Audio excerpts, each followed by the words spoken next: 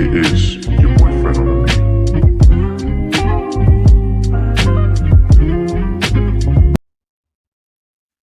What's up? What it do? And we back with another video. What's happening, everybody? Hope everybody doing good out there. But check this out, y'all. We got a video today. Yes, we got a video today, y'all. We gonna watch, all right. And once again, like I said, you know me, all my videos is not about police officer, you know what I mean, shooters and stuff like that. It's sometimes, once again, I watch different things on YouTube. So like I said, I want to do reaction videos on some of the content I be watching. So this is one of the videos, excuse me, I watch on my downtime, right? And I'm gonna give you the title of this one. It's about about jaywalking. You know what I mean, the history of jaywalking. Meaning, like, you know, you're in the city and then you got them white lines that you got to walk across, and then some people don't, and in some cities you get tickets and you possibly go to jail. You know what I mean? This is what it's about right here, where it came from. You know what I mean? And hit my For You page. You know what I mean? 'Cause I don't know what be going on, but just some videos just catch my eye in the title. So I look at me. I go to the video, put on my watch list, and I go to the next video. Some of them I watch, some of them I don't. You know what I mean? But this one of the ones that I didn't watch. I just seen it, and I'm like, all right, cool.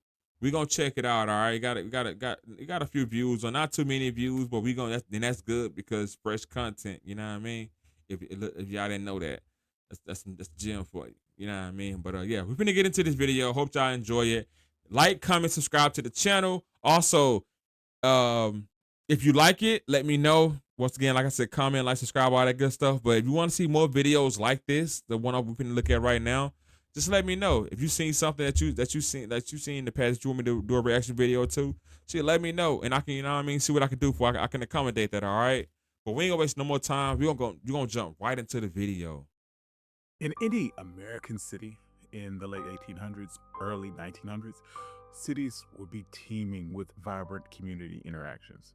Wide streets filled with children playing, neighbors gathering for casual conversations, merchants pushing carts and selling goods, and countless of pedestrians spontaneously crossing the street wherever they please. These streets back then were more than just transportation routes. They were dynamic public spaces used by everyone, spaces that embodied life, community, and interaction. Every person had equal rights to these thoroughfares, and the idea of restricting pedestrian movement seemed entirely unthinkable until a revolutionary technological advancement, the automobile. So, join us today while we discuss the strangely racist history of jaywalking. And if you like stories like this, you can find more stories like this at onemichistory.com. If you like audio-only episodes, you can find my podcast wherever you get your podcasts. But without further ado, Shout out to One Mike let's Black get started. History. Shout out to him, man. Shout out to Starting you, in the bro. early 20th century, the social dynamic began to shift dramatically with the arrival of a new technological advancement, the automobile. By the 1900s, particularly in the decade of the 20s, increasing numbers of automobiles swiftly descended on the streets of American cities, promising speed, excitement, status, and convenience. Quickly, they became more than just a novelty. They represented progress in modern, prosperous society. But the new freedom innovation came with a steep price. What had been a communal space safe for children, families, and elderly pedestrians became increasingly dangerous, even deadly. Cities across America grappled with concerns over soaring injuries and tragic accidents and sudden death connected to automobiles. Pedestrian casualties rose dramatically as people unaccustomed to these fast-moving machines tried to navigate these suddenly perilous streets. Now, with that, was it the people didn't know how to interact with the cars, or with the cars didn't know how to interact with the people? Because you gotta remember the time, the time that all this stuff was going on. You know what I mean? And then, like, he just made a kind of an excuse on why some of the incidents happened was because of the car, because of the people didn't know how to didn't know how to uh coexist with the cars, right? Like, it's like, you know what I mean? So Just off the rip, you can pretty much tell it was some foul play going on with this. You know what I mean? Then based on the title, how he had the title, yeah, I feel like it was some foul play going on. They were just wiping people out, the color people out, and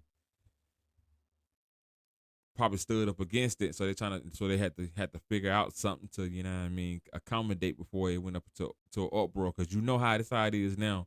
When you get a certain amount of people into a situation, they start protesting it, it get heard.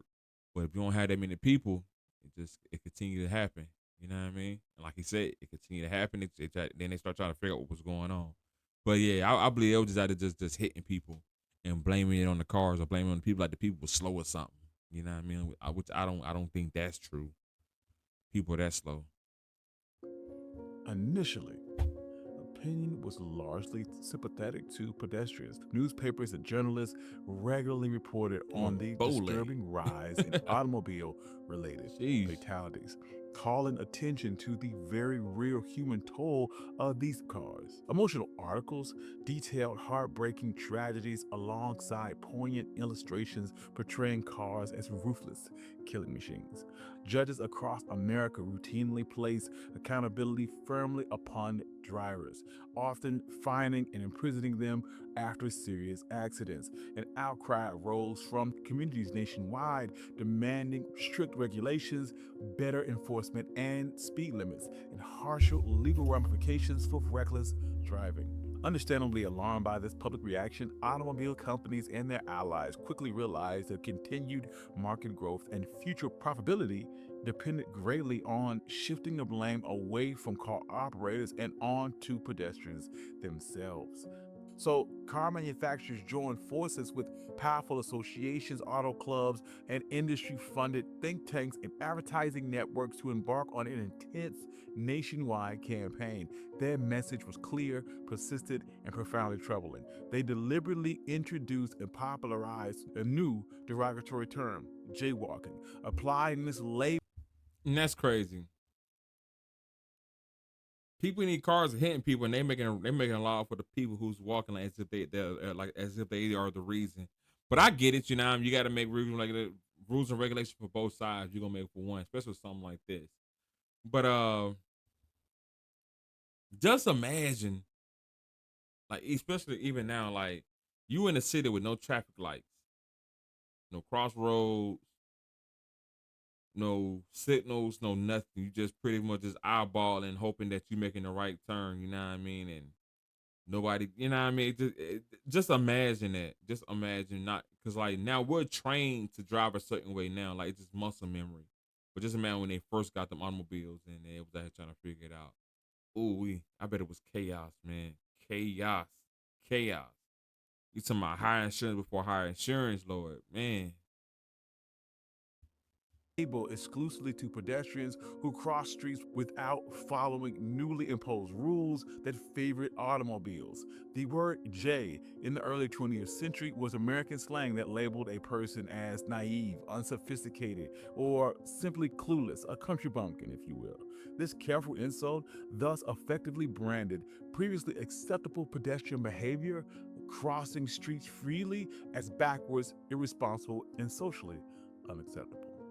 In 1925, Los Angeles became among the earliest large cities in America to enact pedestrian protections and regulatory ordinance, criminalizing street crossing practices that had once been commonplace. Soon after, in 1928, automobile companies working alongside federal government officials, notably Herbert Hoover, then the Secretary of Commerce, to create nationwide model municipal traffic ordinance. This landmark legislation swiftly became the standard template for cities and towns across America, permanently codifying pedestrian behaviors as punishable offenses and establishing the automobile as the king of the streets.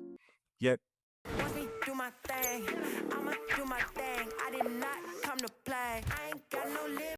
beneath this regulatory transformation lays something even darker, a history tangled in systemic racism, aggressive policing, and glaring injustice. What began as a campaign orchestrated largely by the automotive industry began to shift blame from reckless drivers onto pedestrians, quickly evolved into something else.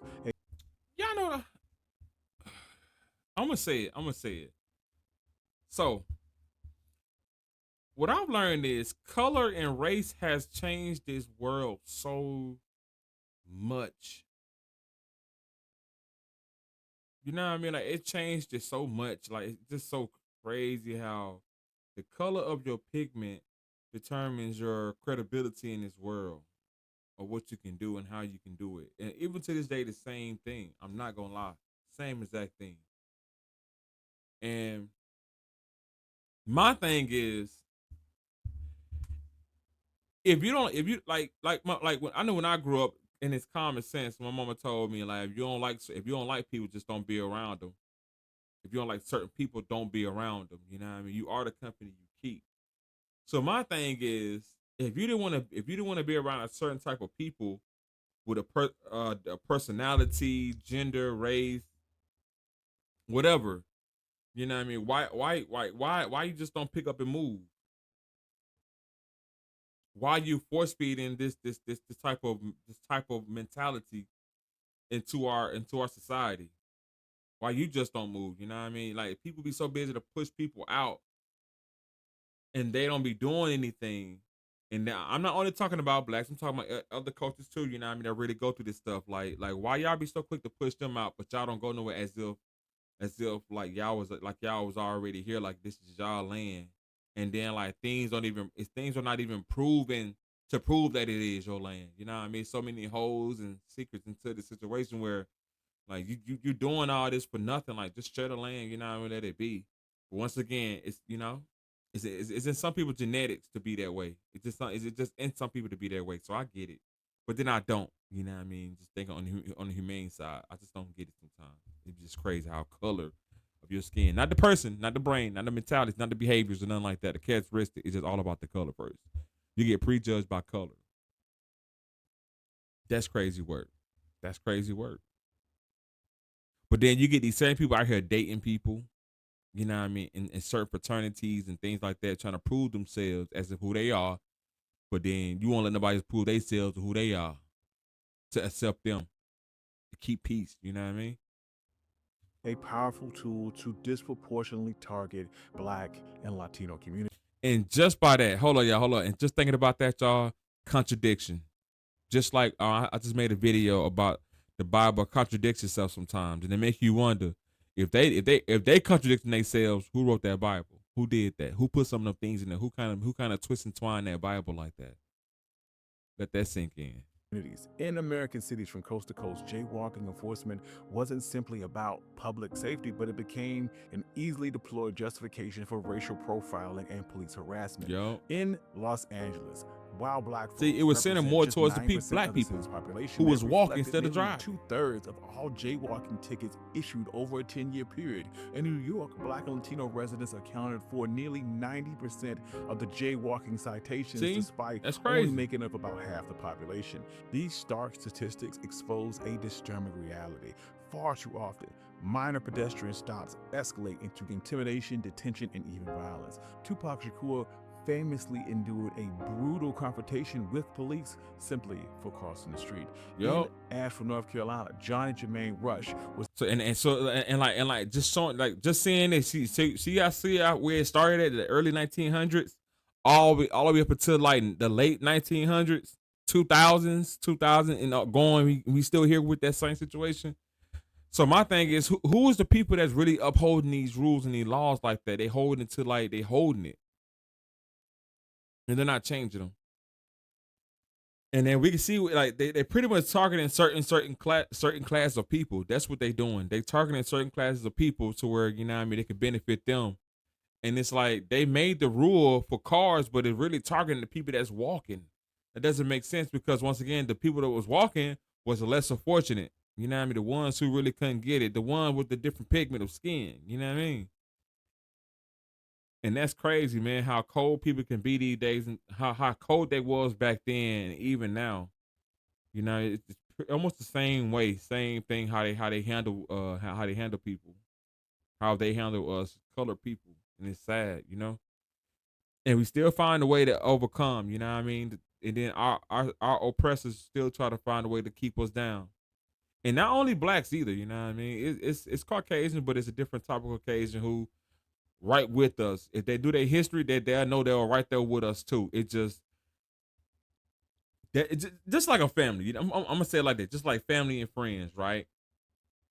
When you out hanging out at the family reunion, right? Or you out hanging out at your cut. Hold up. For instance, all right, weekend come, you going to your auntie house to go hang out with your cousins, right?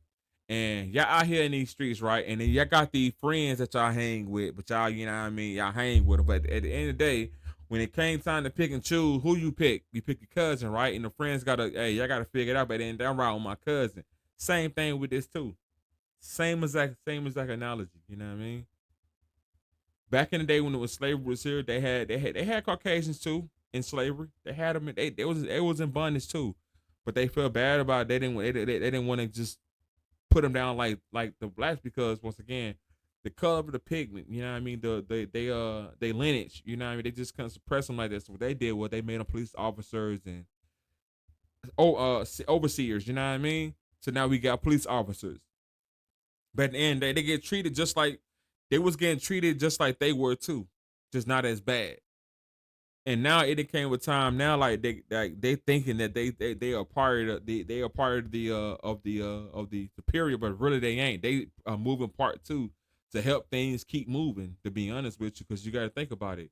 Hey, y'all working every just like we working every day to keep things going.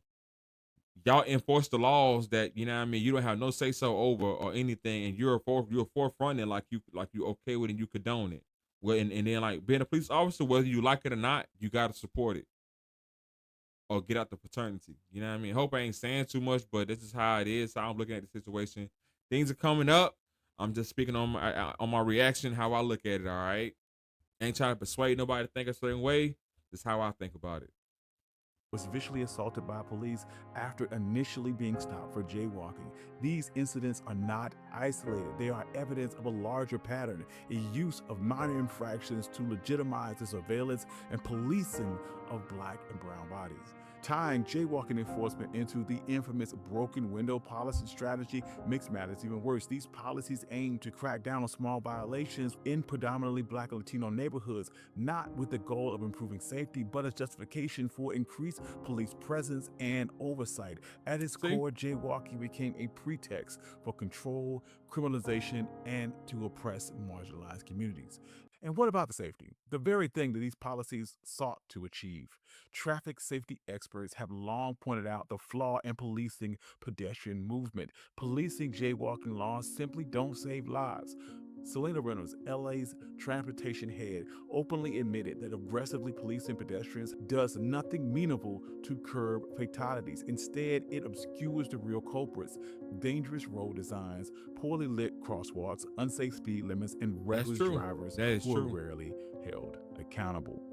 When cities fail to invest properly in sidewalks, crosswalks, and safe crossings, jaywalking isn't rebellious. It is a simply necessary act of survival for pedestrians. Consider this fact: 60% of pedestrian deaths happen outside of crosswalks, largely because crosswalks either don't exist or don't properly align with the communal needs. There's a hard truth that jaywalking laws enforced disproportionately in low-income neighborhoods and people of color aren't making anyone safe.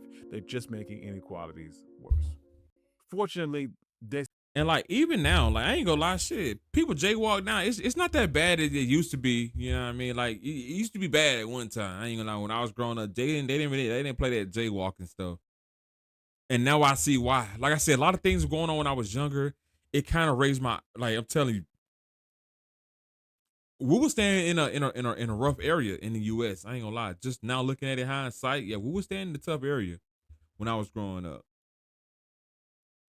Because the simple fact of how things like just knowing the rules and knowing the laws now of what was going on back then and how we was living, how things were being set in place for us to set us back, like with the school systems. Like I remember when we was in middle school, we had prayer, like we was praying and stuff. You know what I mean? At one time, praying at lunch, praying in class, and stuff like that. And then like literally overnight, it was gone. Like literally overnight, praying was going, the paddles in class it was gone, like everything just ceased, and then that was when school went into chaos. Like literally, school it went up, Everybody started fighting because it was less worrying about who was gonna get in trouble. It was all about what I get in trouble when I get home. Parents too tired, so they really wasn't whooping no kids for real because they were so tired working at the, you know what I mean, at the warehouse, at the factories, you know what I mean. So we come home. Sometimes we get in trouble, sometimes we didn't. So it was like it was an open door for anything to happen. Skipping school, skipping class, all kind of crazy stuff. You know what I mean? Just based on what the law approved of, like truancy. I remember that when they started doing truancy in school, but it's like now that I'm an adult, and it's like, why would you have truancy in the school when I gotta work 24? I damn near gotta work 24/7 just to keep these bills paid. So now I gotta take out time to make sure that my kid is in school, or the police gonna try to come and lock me up because I'm so busy that I can't sometimes get to certain things in life. You know what I mean? Or if I do, it's gonna take me a little bit more time because I gotta make sure that I'm getting rest to keep going to this job and then taking care of these kids every single day. Sometimes it's a battle to keep up with certain things, you know what I mean? Sometimes it's a battle. It's manageable, but it's a battle. Sometimes you get frustrated, you know what I mean? But hey, it's the law. This will be this a day and age we living in now, so we just gotta live by it and keep pushing, you know what I mean? It is what it is. But yeah, it's messed up, man. That jaywalking shit came a long way up until now, and then look how it is now. Like, yeah, they whoever's in position, they holding it tight for sure. Cause the next person coming in, they carrying the torch. There seems to be some change in the air. It's a growing movement uniting transportation advocates, grassroots organizers, and racial justice groups pushing back. Nevada has removed jaywalking entirely from its misdemeanor list. Virginia has banned the policing of jaywalking alone to justify pedestrian stops.